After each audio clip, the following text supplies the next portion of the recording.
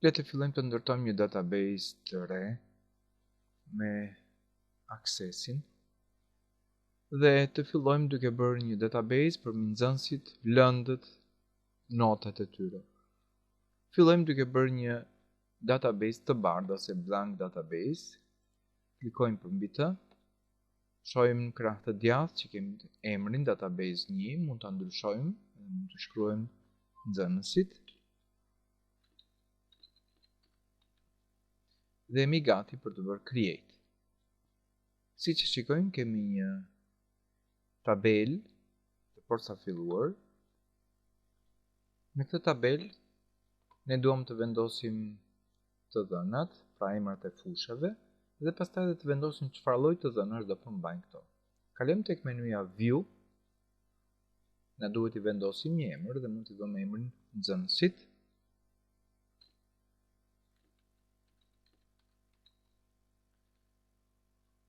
Dhe tani, fusha e parë është ID-a e nxënësit ose identiteti që njëkohësisht ka marrë dhe çelësin primar, që është auto number. Pastaj fusha e dytë ne mendojmë që do të jetë emri, mbiemri. Dhe këtu do të vendosim tekst.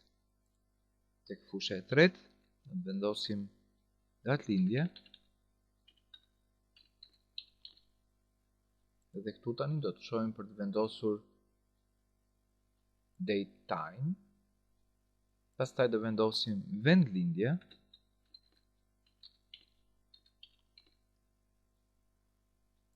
Dhe tani na duhet të jetë tekst. Vazhdojmë më poshtë duke vendosur gjinia. Që prapë do të jetë tekst.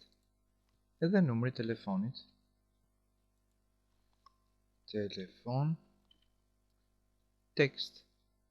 Dhe gjithashtu ne mund të shohim tek fushat edhe të japim një përshkrim për çfarë shërben kjo fushë. Tek fusha e parë është numri i identifikimit të nxënësve. Dhe kemi ndryshuar duke bërë ID nxënësit. Tek fusha e dytë ne pra nga një përshkrim të shkurtër për këto. Tani e mbyllim këtë tabel duke dhënë close dhe duam të ndryshojmë, duam të ruajmë ndryshimet. Përveç kësaj e mirë është që kjo tabel të përcaktohet me një emër tjetër duke bërë rename, dhe mund ta bëjmë kudo herë dhe unë po e vendos këtu tab vis poshtë nxënësit. Tani jemi gati për të ndërtuar një tabel të dytë. Tabela e dytë do t'i vëmë emrin tab lënda ose lëndët.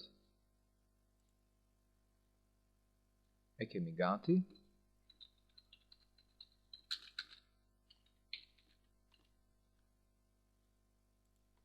Po.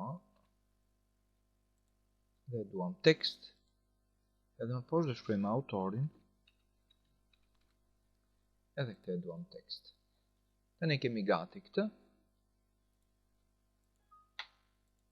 Vazhdojmë me tabelën tjetër. Kështu me radhë, vazhdojmë duke bërë një tabel tjetër. Edhe këtë tabel do ta shohim prapë në pamje normale. Do t'i vendosim emrin lista notave.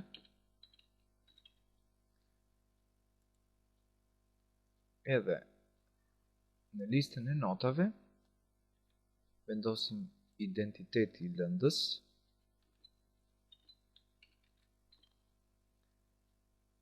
Tek e dyta vendosim identiteti nxënësit. Sepse këto të dyja do të bëhen si qelsa të jashtëm ose qelsa sekondare. Prandaj të dhënat e këtyre në radhë të parë duhet të selektojmë dhe mund ta bëjmë dhe këtë qelës primar së bashku me të parë me identitetin e lëndës. Dhe të dyja këto duhet të kthehen në number në mënyrë që të mund të lidhen me qelsat e tyre primar, që do ishte tek tabela e lëndës dhe tabela e nxënësve. Tani duam që kjo fushë të lidhë dhe t'i marrë të dhënat nga qelsi primar, ky është sekondari, në qelsi primar që gjendet tek tabela lëndët. Për ta bërë këtë gjë, shkojmë tek fusha duke pasur të selektuar, zgjedhim jo general po te lookup dhe aty e hapim dhe zgjedhim combo box. Te combo boxi shohim row source, nga do ta marrim burimin, klikojmë edhe duam nga tabela lëndët, e shtojmë të tabelë dhe aty duam ID-n, bëjmë doppio klik dhe emërtimin e lëndës që tani po e marrim e po e vendosim kështu.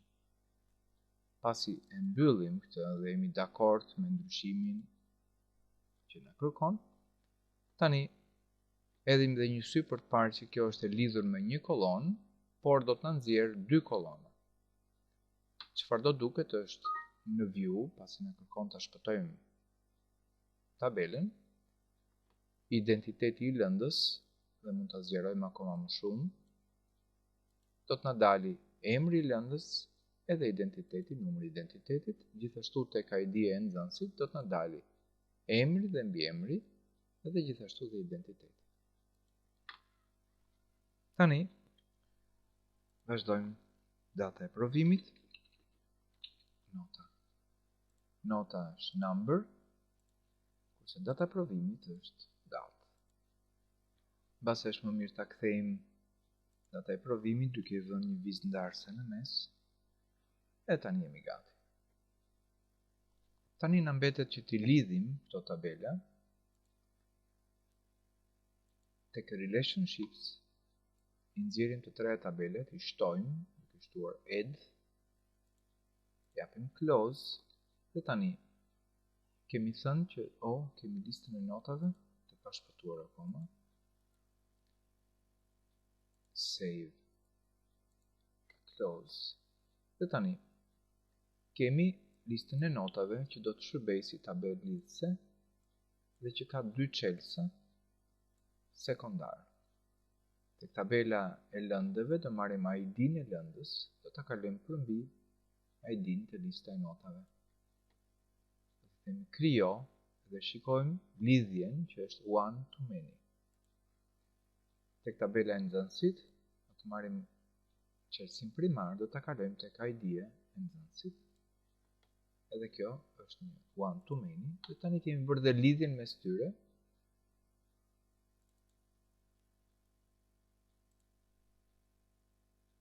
E bëra enforce të të dyja, e tani na tregojnë që kjo është lidhje 1 me shumë dhe 1 me shumë. Tani kemi mbetur në pjesën që duhet të ndërtojmë, të vazhdojmë të ndërtojmë database-in duke vazhduar e duke ndërtuar query.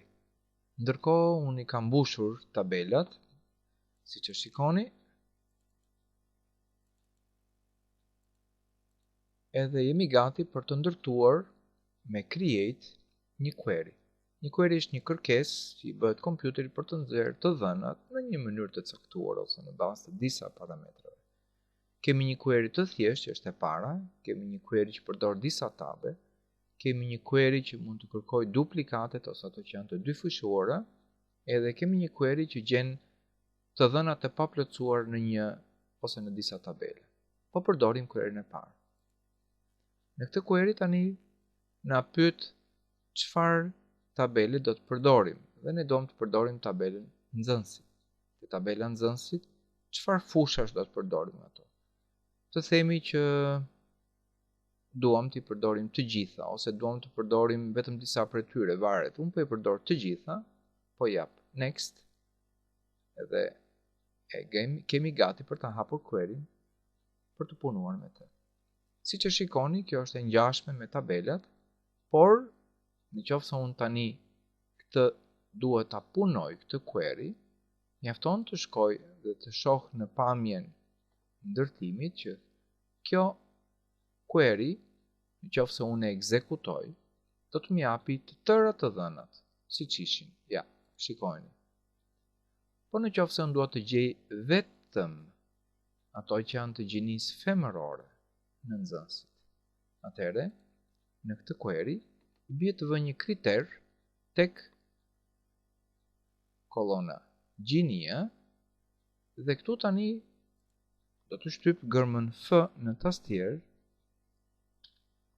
edhe do të jap enter, dhe do ta ekzekutoj këtë query përsëri.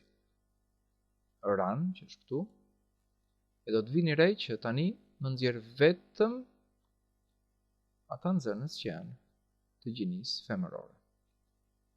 Kjo është një lloj query dhe mund të bëj disa lloje query. Në qoftë se e heq këtë kriter, mund të kërkoj një kriter tjetër, për shembull, sa vendlindja, sa të nxënës janë nga Tirana, në ton të shkruaj Tiranë,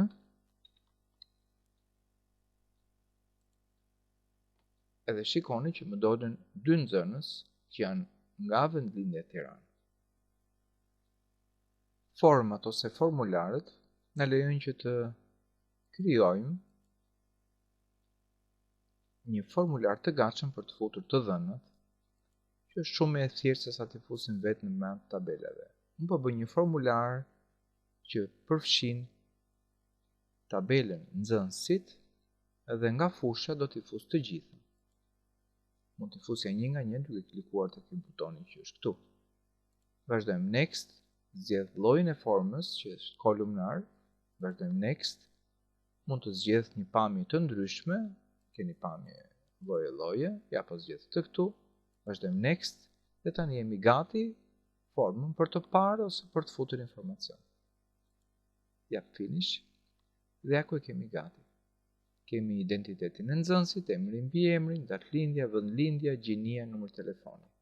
Këtu poshtë shohim që kjo është vetëm rekordi numër 1 nga 1, 2, nga 11 thuhet këtu. Dhe mund të shkoj në të gjithë rekordet duke i parë. Nëse dua të fus diçka të re, mjafton të klikoj tek i fundit dhe tani çfarëdo që të shkruaj, emër mbi emër,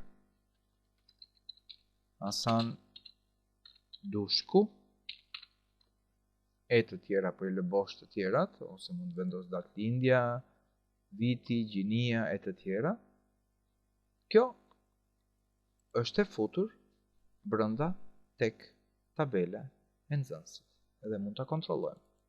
Rihapim dhe shohim që në fund fare kemi Hasan Dushku që sapo e kemi shtuar.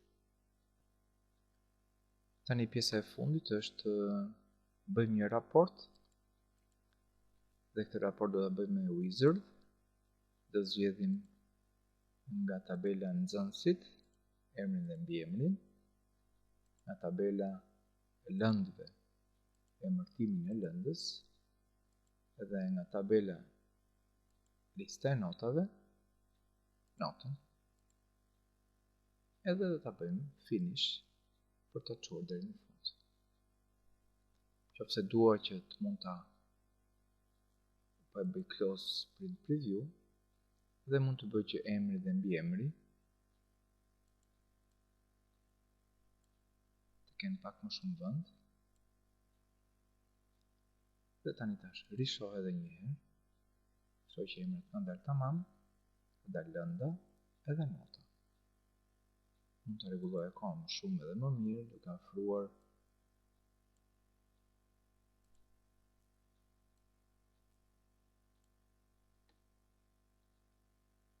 edhe tani e rishohim përsëri, mendoj që tani është më mirë akoma,